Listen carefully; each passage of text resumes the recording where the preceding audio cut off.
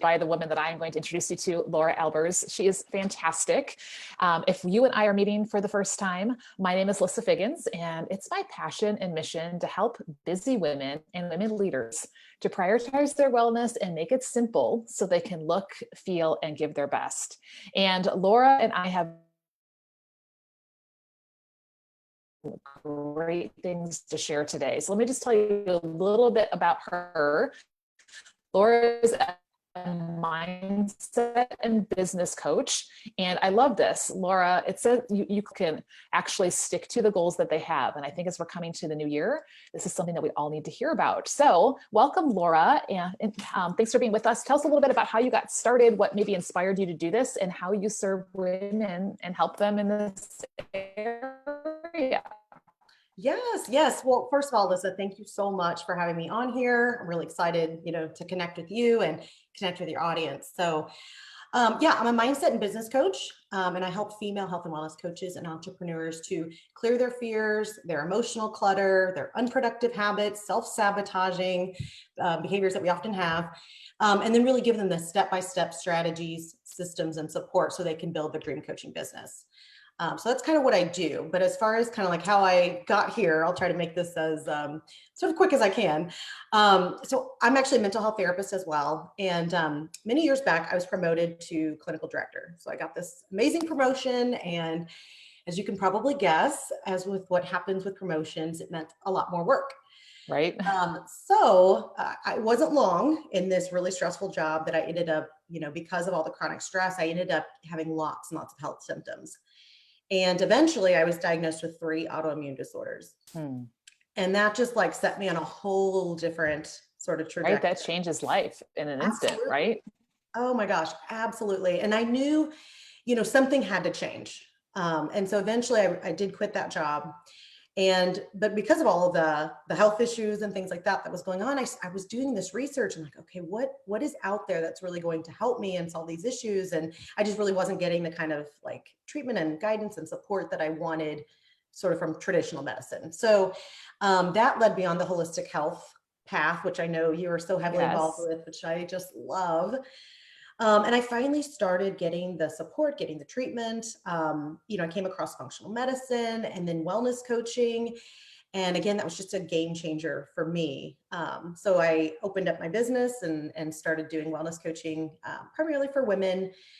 And what happened then, it was great in the beginning, but sort of like the job, it was like, okay, I started this business.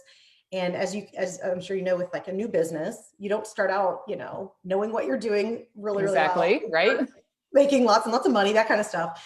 So I was working even more hours and making less income. And I thought, well, gosh, that's not working out too well. This is not the exchange I wanted. No, right? No, it's not working out great. So I knew something had to change. So, it wasn't, long. I was like, okay, I immersed myself in everything possible, like online marketing, business, sales, all of that kind of stuff. And I fell in love. Like I loved it. And productivity and just all of that stuff. That's my absolute passion. So I started doing all of that stuff and implementing it in my business. And it was a game changer. It was like, I finally stopped feeling so overwhelmed, so scattered, so kind of frustrated and all of that. And just, it was like a light switch had been That's flipped. amazing. Right. And when that happens, then it's like things start flowing, right? When it feels like you're in that right place, you're not fighting against it. Now I'm curious, just from your experience and what you're doing, what have you seen happen in this past year? Because you and I having this conversation now is probably very different than if this was a year ago, right? Oh my so God. How do you think some of this emotional clutter, these fears, these other, issues have crept in even more over the past couple of months? That is, looking for. Exactly. That is such a great question. And I'm so glad you're asking that. And we're talking about that because so many people have been really struggling, of course, this year. And I think one of the positives, if you will, that I think has really come from it is really this opportunity. And it's an opportunity to not only slow down, but really evaluate and look at things like, how you're spending your time or who you're spending your time with, or, you know, the career that you have, or the food that you're eating, or the products that you're using, where where you see yourself, like what truly lights you up. Like it's such an opportunity because we've sort of been forced to slow down, to really evaluate and then intentionally choose things that really are in alignment, alignment with your values, or alignment, just with your needs. So yeah, I think it's been right. Because otherwise I feel that if, Mhm. yeah, I feel like if we're unconscious and we're not paying attention to those things, we just keep going, thinking that we're just doing, and then we end up somewhere that we don't want to be, or not where we want to be, right? And that's Yes. obviously not the goal. So Yeah. what might be like one or two tips that you have? I like to get really practical and say, Mhm. okay, if someone listening today is saying, yes, I've got some clutter up here I need to get rid of, I want to be more productive, I'd like to be successful in the direction that I'm going, what might be one or two things that somebody could do? Yeah, absolutely. So I've got a few tips that I want to share. One is around like a mindset tip, a self-care tip, and if we have time, a productivity tip. So the first one is a mindset tip, and it's really to stop being a zebra. So let me explain sort of what I'm talking about with that. So often I see, especially when it comes to like goal setting and habits, it's this all or nothing, black or white, good or bad, success or failure type of thinking.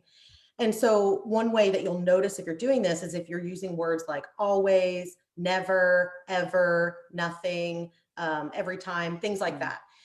So often we're setting ourselves up for failure when we think in those extremes. And so, it's like this, I see this all the time, whether it's a health related goal, like eating healthy, or whether it's, being productive and getting something done. I just see this come up all the time. And so it's what most commonly I feel like derails people. And so I wanted to recommend a book if people want to learn a little bit more about this. I've got a book that goes with each of these tips, and it's called Tiny Habits by BJ Fogg. And I'm sure I can kind of add this in the comments maybe. Yes, after. that'd be great. Yeah, awesome. Definitely will do. So that's tip number one, is really just focusing then on the gray, and creating these tiny habits so you can have some success.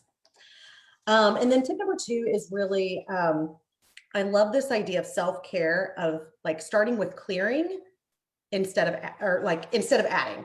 So often with self-care programs and advice and resources and out there, it's like, add in exercise or add in meditation or journaling. And we both know all of those things are amazing, right? Yes. Yeah, such an advocate.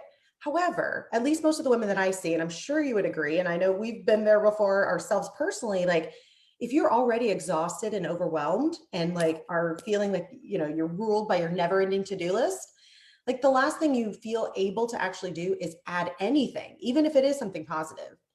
So that's really one of the first steps that I work with my clients on, is really helping them to identify and clear what's not serving them, whether it's actual, things on their calendar, clutter in their environment, but most often it's more emotional clutter.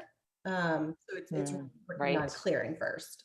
Yeah, because we don't always notice that. Well, I know that you've got some great tips and you have a resource that you can offer. So since we aren't able to get to that last one, real quick, just tell us about that resource. And then those of you who are listening, we'll put the link down in the comments so that you guys can go in and grab it afterwards.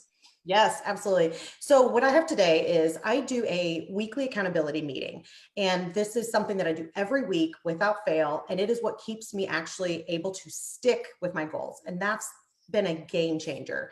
So what I want to share with your audience today is the weekly accountability meeting, the templates. So I have these free, they're totally customizable productivity templates that you can use to not only identify your top goals, but then be able to stick with them week after week throughout the year.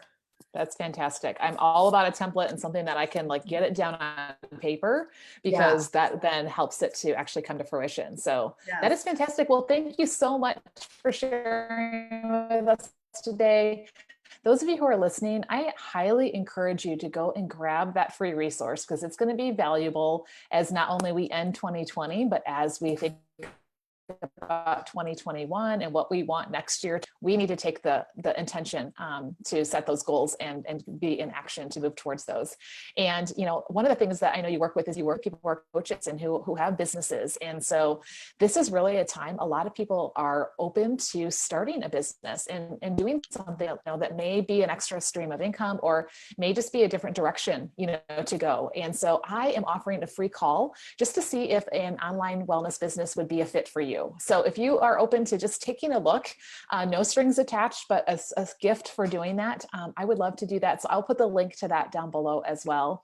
And, let's finish out 2020 well and clear this clutter and make sure that we're really able to, do all it is that we were meant to do and that we were called to do. So thank you so much, Laura, for all that you shared today. I appreciate that and appreciate you. And we'll see everyone next time on Firmly Planted Wellness Live. Thank you. Thanks so much, Lissa. Take care, everyone. Bye-bye.